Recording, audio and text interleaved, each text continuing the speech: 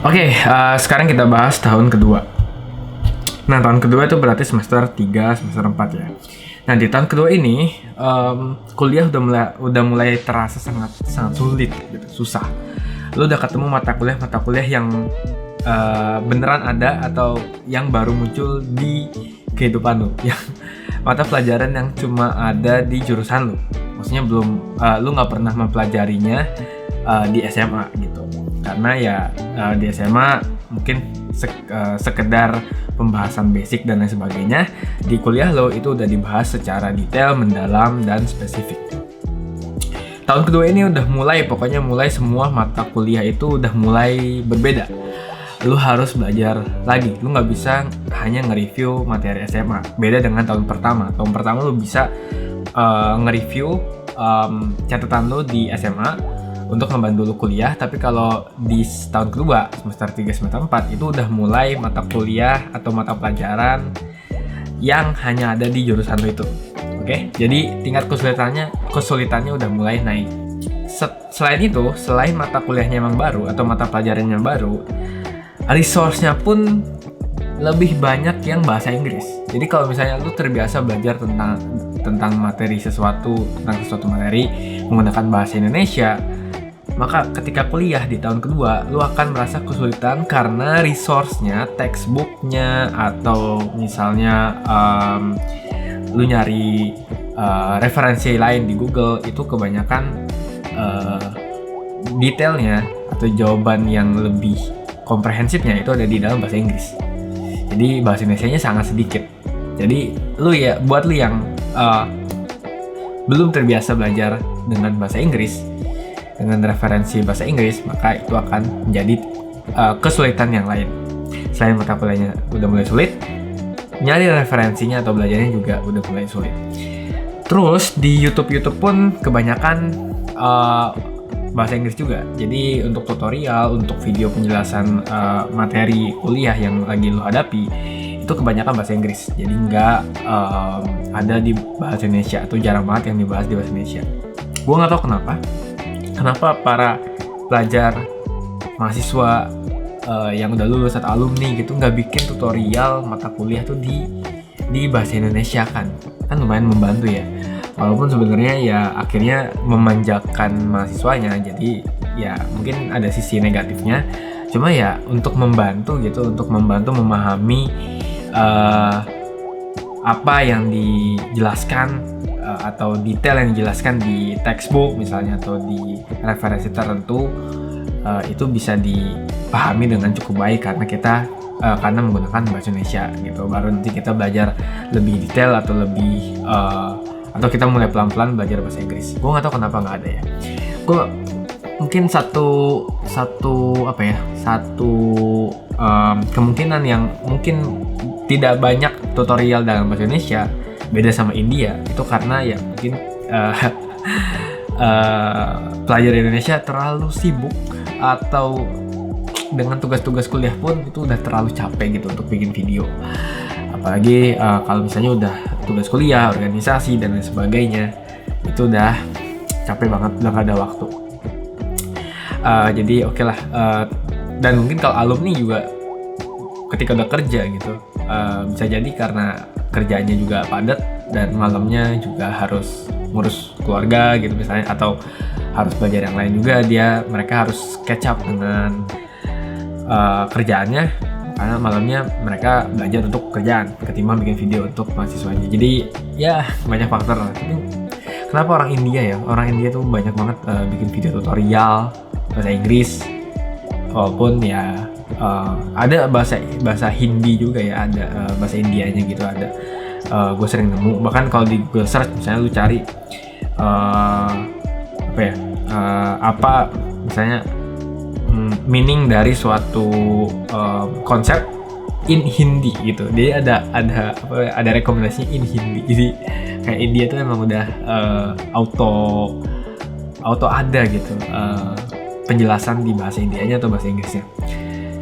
Ya mungkin juga karena mereka tuh bikin tutorial nggak hanya dari pas kuliah ya, tapi mereka bikin tutorial tuh dari sejak dini, dari SMP SMA. Mungkin mereka udah ada tugas atau udah ada kebiasaan untuk bikin tutorial di YouTube. Oke, anyway, tahun kedua adalah tahun yang udah mulai sulit kuliahnya, karena lagi-lagi bukunya bahasa Inggris, resource-nya bahasa Inggris, dan mata pelajarannya itu tidak ada di SMA. Nah, ketiga yang bikin sulit adalah karena mungkin dosen di mata kuliah itu udah tahu mata kuliah susah, tapi dosennya itu mengajarkan mata kuliah tersebut dengan pola ajar yang tidak sesuai dengan preferensi kita. Jadi itu bikin sulit lagi. Gurunya, dosennya nggak bisa buat kita mengerti gitu, atau kitanya yang emang nggak sesuai dengan pola ngajarnya dosen, jadi kita agak kesulitan di kelas, kesulitan di luar kelas apalagi gitu. Makanya biasanya ya mau nggak mau bantuan paling ideal atau paling paling useful itu adalah belajar kelompok. Makanya di tips tahun pertama adalah lu cari teman sebanyak-banyaknya di ospek jurusan, ospek fakultas, atau bahkan ospek universitas. Cari teman sebanyak-banyaknya agar bisa belajar kelompok. Karena di tahun kedua itu mulai sulit kuliahnya. Terus karakteristik di tahun kedua adalah IPK udah mulai menurun. Bahkan ada yang terjun bebas ke Nasakom, nasib 1, artinya PK-nya di 1, nah 2 aja nggak nyampe 1, gitu. Jadi udah terjun bebas, lebih mayoritas mahasiswa itu IPK-nya turun. Ada yang turunnya dikit, ada yang turunnya drastis. Karena lagi-lagi udah masuk ke realnya dunia perkuliahan. Mata kuliahnya udah benar-benar beda, tidak ada di SMA. Dan referensinya juga sulit gitu. Kadang textbook yang apa ya, gue nggak tahu sih bagus atau enggak, tapi textbook yang emang terkenal gitu, yang sering dipakai sama dosennya, misalnya direkomendasikan oleh dosennya, itu susah memahaminya karena terlalu teknis, dan bahasa Inggris teknik tuh beda sama bahasa Inggris biasa. Jadi ya akhirnya kesulitan kita untuk memahami referensi dari dosen, dari yang diberikan dosen. Mau nyari tutorial nggak ada, mau nyari yang versi bahasa Indonesia juga nggak ada, jadi makin tambah sulit di tahun kedua. Oke, kalau itulah karakteristik tahun kedua ya. Jadi ingat aja, siap-siap aja tahun kedua itu udah mulai challenging. Jadi buat lo yang kayak gue yang nggak pintar-pintar amat, itu udah mulai challenging lah. Gitu. Buat lo yang sangat pintar bahkan jenius, oke, aman lu tahun berapapun. Gue ada temen yang dari semester 1 sampai bukan temen sih, kenalan, temennya temen gue, ITB, dari semester 1 sampai semester 8 IPK-nya 4. Gokil, emang jenius tuh orang, gokil. Emang jenius. Matematika BTW. Jadi oke lah, itu karakteristik dari tahun kedua, siap-siap. Nah, tips dari gue adalah kalau menurut experience gua itu ada beberapa tips, dan ini nggak fokus di kuliah. Waduh, gimana maksud lo, Bim? Maksudnya ini kuliah susah, tapi lu nggak fokus di kuliah itu gimana maksudnya? Nah, sebenarnya gua bukan menyarankan untuk lu nggak nge-push diri lu untuk ngejar kuliah, untuk put effort di kuliah, di mata kuliah, di kampus lah pokoknya. Ya lu tetap put effort 100% semaksimal mungkin untuk ngejar nilai di semester 3 atau di tahun kedua. Tapi menurut gua ada, ya dosen gua pernah bilang, kenapa sih kalian harus mengejar nilai setinggi-tingginya gitu, maksudnya bukannya setinggi-tingginya, kayak lu harus gila-gilaan belajar tuh untuk ngejar A, padahal D aja tuh udah lulus gitu. Kalau di jurusan gue khususnya, dosen gue pernah bilang kayak gitu. Mungkin agak paradoks ya, agak kayak gimana sih, lu dapat D emang lulus sih, tapi nilai lu D gitu. D kan, atau bahkan di jurusan gue tuh ada minimal jumlah D dalam satu semester, dalam satu KRS yang namanya, dalam satu semester. Kalau D lu lebih dari 20%, lu bisa nggak lulus di semester itu. Lah, katanya D aja lulus, tapi ada minimal jumlah D gitu. Nah, jadi menurut gue inti dari ucapan dosen gue itu adalah bukan lu emang ya udah lu belajar asal aja lah, dapat D aja udah cukup, nggak gitu. Tapi konsepnya adalah, intinya adalah lu tetap put effort untuk mendapatkan nilai setinggi yang lu bisa ya. Jangan nyontek lah, pokoknya maksudnya setinggi yang lu bisa, hasil kerja keras, belajar keras lu. Oke. Terus sisanya ngapain?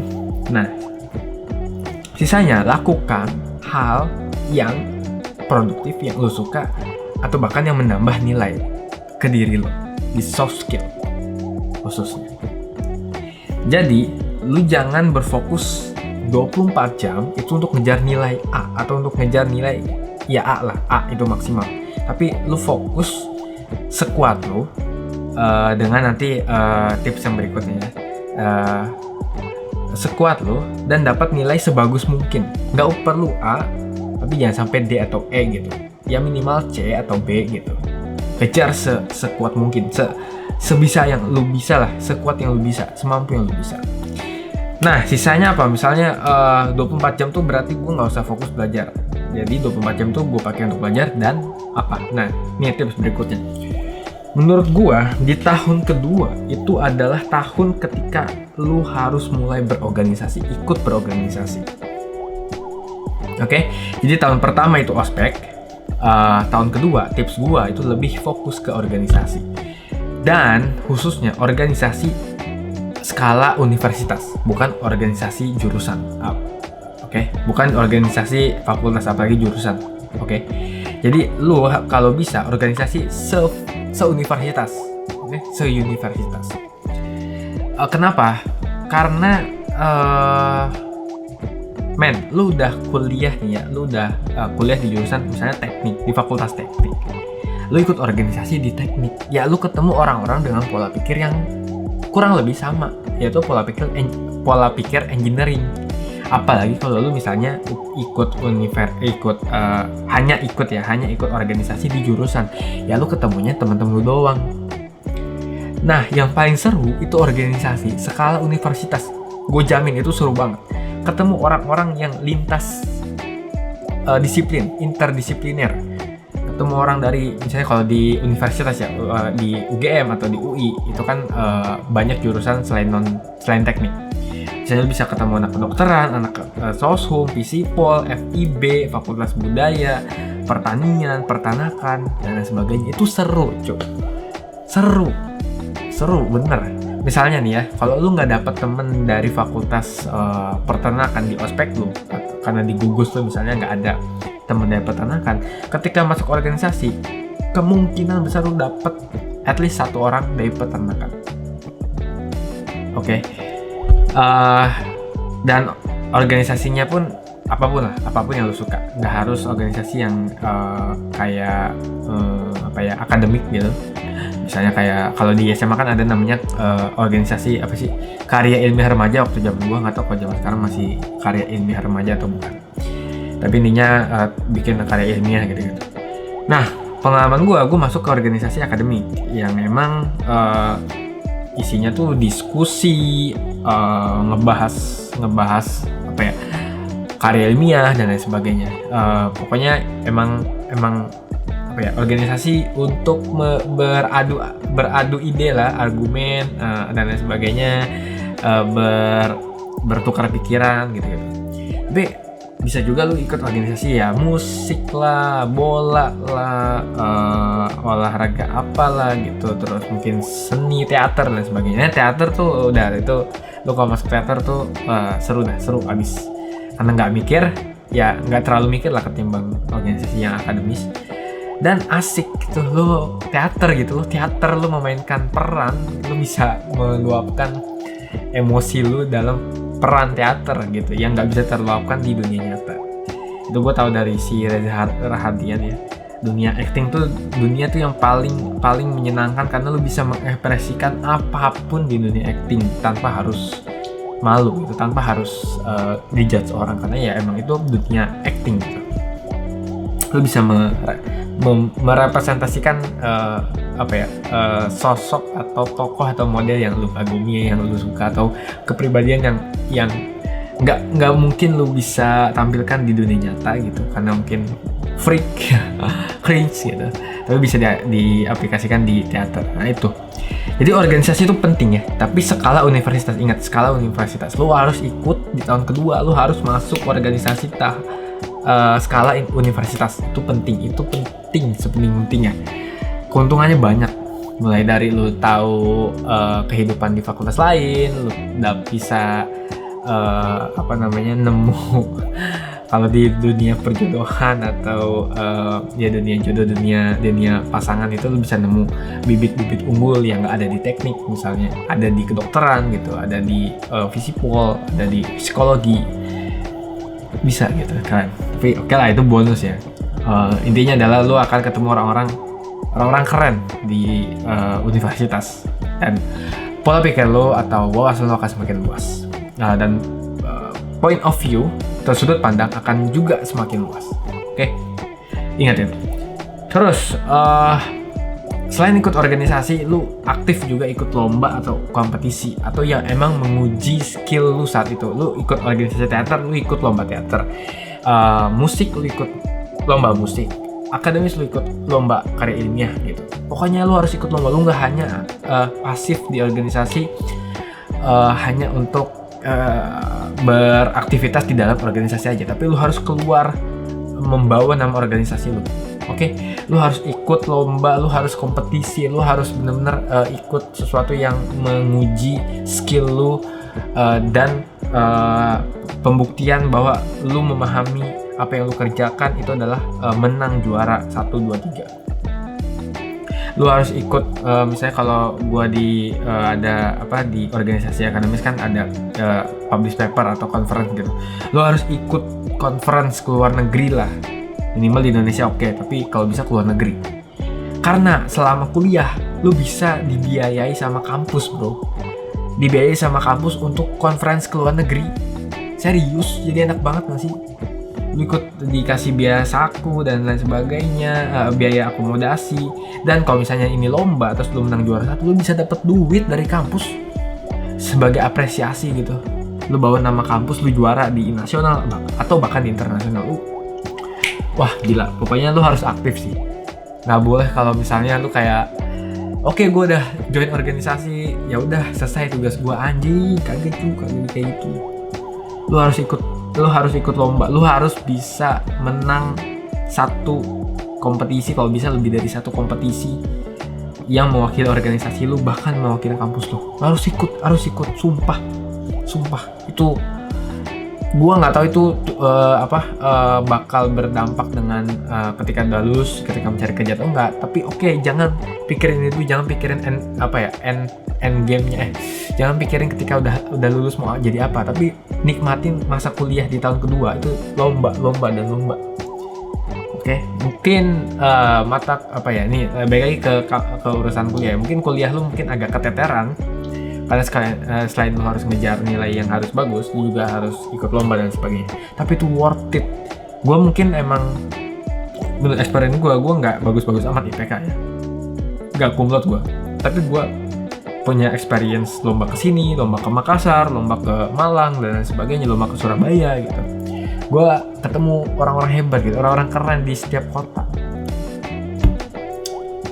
Itu loh fungsinya lomba.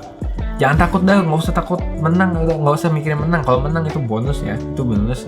Kalau nggak menang tuh lu ada keuntungan yang lain, itu ketemu orang-orang, relasi di setiap kota.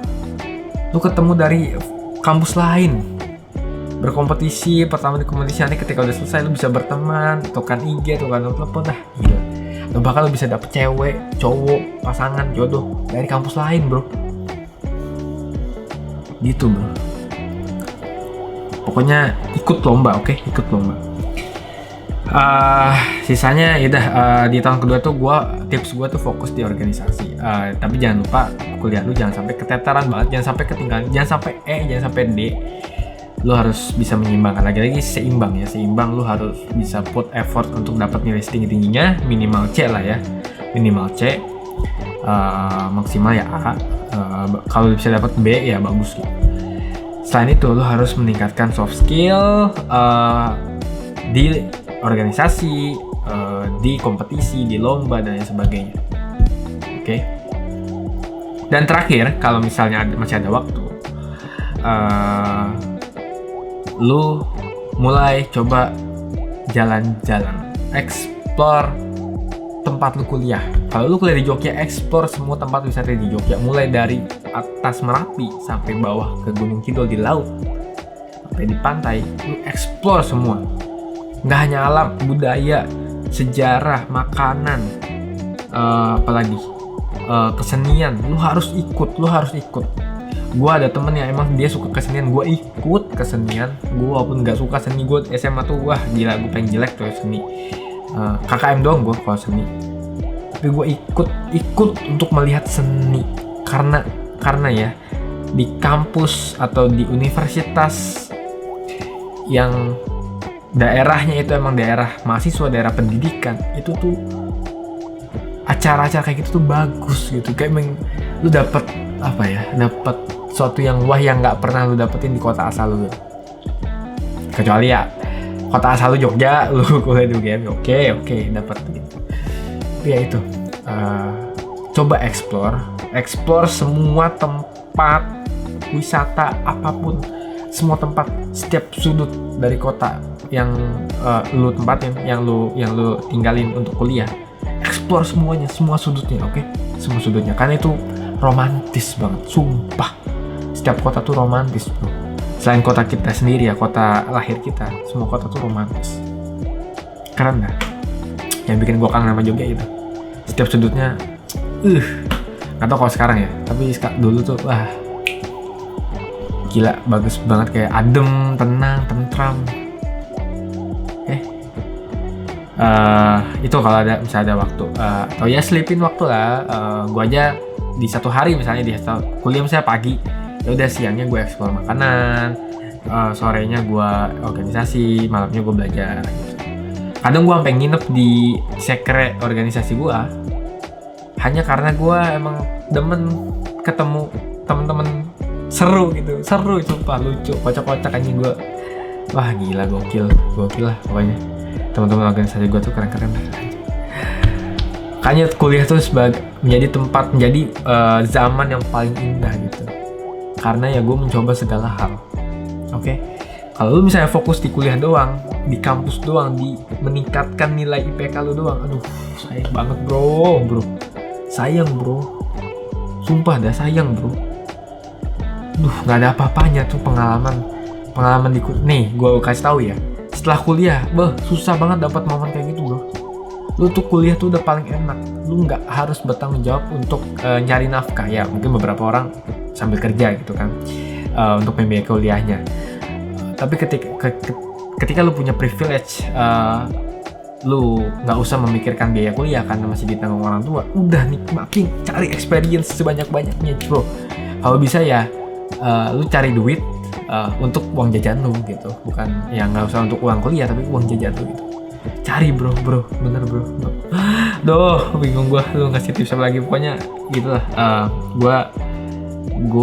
Gua mikir gini, prinsip gua adalah ini gua kuliah 4 tahun di merantau di kota ini dan gue punya privilege untuk masih dibiayai oleh orang tua kuliahnya, maka gue akan cari pengalaman sebanyak-banyaknya. Gue nilai itu bisa dicari lah, bisa dicari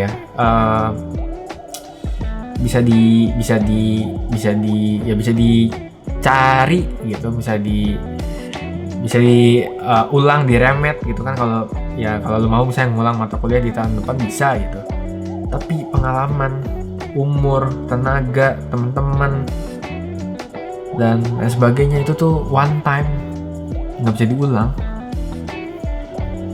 Jadi ya buat lu yang punya privilege nggak perlu membiayai kuliah, cobalah cari experience di luar kuliah. Oke? Cari experience di luar kuliah, di luar akademis lu.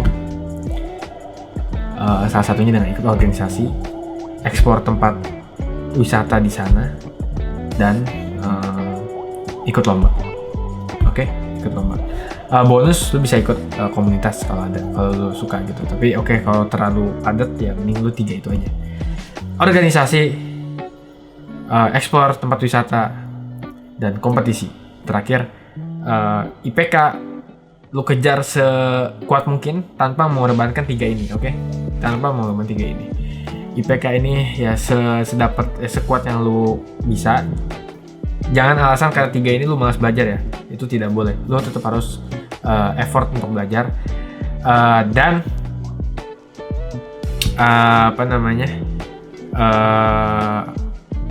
nggak usah nangis gitu, nggak usah malu kalau dapet C gitu. Yang penting lu dapat experience banyak. Segitu aja dari gua, tips untuk tahun kedua. Semoga dapat ya gambaran besarnya tips di tahun kedua itu lu harus kayak gimana. Tapi ini saran gua dan nggak harus diikuti, dan bisa aja lu tolak mentah-mentah juga nggak apa-apa. Jadi ini saran gua dulu. Nanti di tahun ketiga, tahun 4 gua akan ngejelasin lagi tips-tips yang menurut gua ini seru lah. Di tempatan kuliah tuh lu harus melakukan ini ketimbang hanya jadi kupu-kupu. Kalau gitu sekian dulu video tips kuliah tahun kedua dari gua, dan sampai jumpa di video-video selanjutnya. Bye bye.